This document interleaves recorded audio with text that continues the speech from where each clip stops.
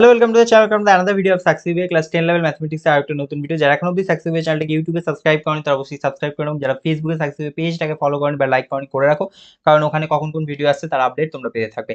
তো দেখো, ত্রিকোণমিতির আমরা একটা কোয়েশ্চেন অলরেডি করেছি এবং সবথেকে ইম্পর্টেন্ট যেটা সেটা হচ্ছে এর আগের ভিডিও, অর্থাৎ বেস ভিডিওটা তোমরা একটু দেখে নিও, কারণ ওই ভিডিওটা অনেক কিছু ক্লিয়ার করে রেখেছি, মানে যেখানে হচ্ছে কি তুমি মানে যে কোনো রকম কনফিউশন হলে তোমরা কিন্তু সেটা দেখে নিতে পারবে, ঠিক আছে, নিজেরাই করে বুঝে নিতে পারবে। তো যাই হোক, tan থিটা ইকুয়াল টু 4/3 হলে sine theta plus cos theta এর মান কত হবে? দেখো, এটা আমরা খুব সাধারণভাবে করছি। দেখো, tan থিটা মানে ব্যাপারটা কি একটু বোঝো। tan থিটা মানে সাইন থিটা বাই কস থিটাই তো, তাই না? বা লম্ব বাই ভূমি, ঠিক আছে।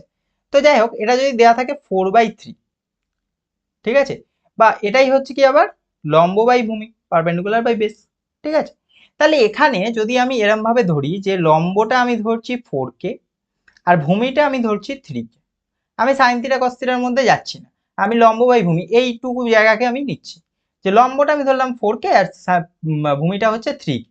তাহলে এখান থেকে তো আমি অতিভুজটা বার করতে পারবো, তাই না? তাহলে হচ্ছে কি এখানে লম্ব স্কোয়ার প্লাস ভূমি স্কোয়ার, এটাই হবে। তাহলে এখানে কত হবে? 4k square plus 3k square যদি করি, তাহলে এখানে আসবে 16k স্কোয়ার আর এটা হবে 9k স্কোয়ার। তাহলে টোটাল হয়ে যাবে 25k স্কোয়ার। তাহলে এই যদি হয় তাহলে 25 কি হবে? 25k স্কোয়ারকে এইভাবে লেখা যায় তো 5k তার হোল স্কোয়ার। তাহলে h square equal to 5k square, তাহলে h হয়ে যাবে 5k, ঠিক আছে। অতিভুজটা হয়ে গেল 5k, এই যে অতিভুজ 5k এসছে। এবার আমাকে ক্যালকুলেট করতে হবে sine theta plus cos theta, ঠিক আছে। তাহলে সাইন থিটা কি হবে? সাইন থিটা হচ্ছে পারপেন্ডিকুলার বাই হাইপোটেনিয়াস, তাহলে p/h, আর cos থিটা হচ্ছে ভূমি বাই অতিভুজ, ঠিক আছে। তাহলে আমি যখন জেনে গেছি, দেখো আমি পারপেন্ডিকুলার জানি এই যে 4k বসালাম, দেন অতিভুজ জানি 5k, আর এটাও জানি তো ভূমি জানি এই যে 3k,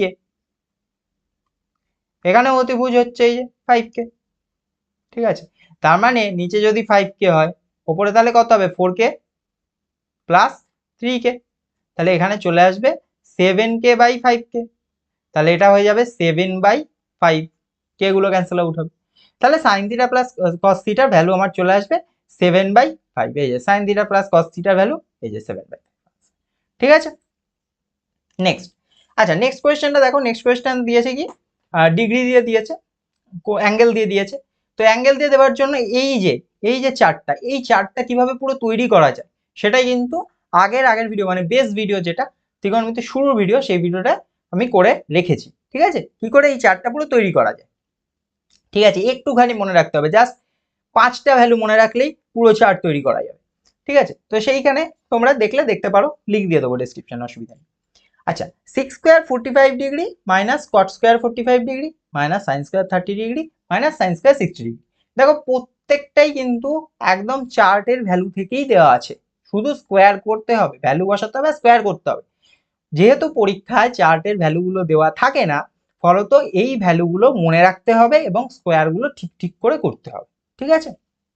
তো দেখো, একটা একটা করে বসাই। Sec square 45 degree, sec square 45 degree মানে কি এটা আগে বুঝতে হবে। সেক স্কোয়ার 45 ডিগ্রি মানে সেক 45 ডিগ্রির যে ভ্যালুটা আছে তার হোল স্কোয়ার, ঠিক আছে।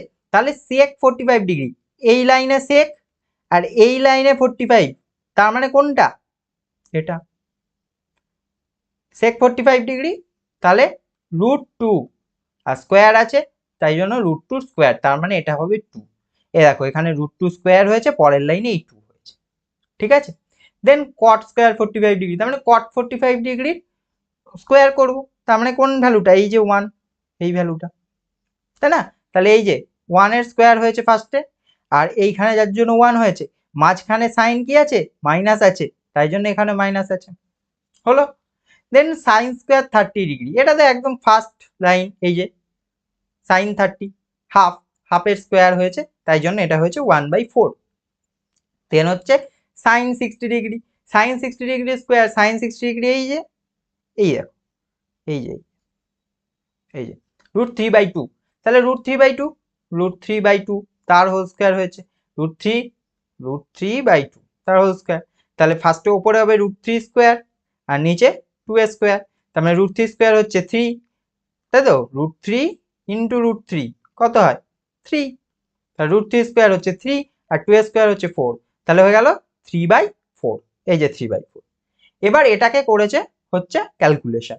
ক্যালকুলেশন কিভাবে হবে, নিচে চলে আসবে 4 আর এই যে যেগুলোর নিচে কিছু থাকে না, মানে যেগুলো পূর্ণ সংখ্যা থাকে, সেগুলো কি হয় এই নিচের লসাগুটা দিয়ে মাল্টিপ্লাই করে উপরে বসে, তাই 8 হয়েছে, 4 × 2 8।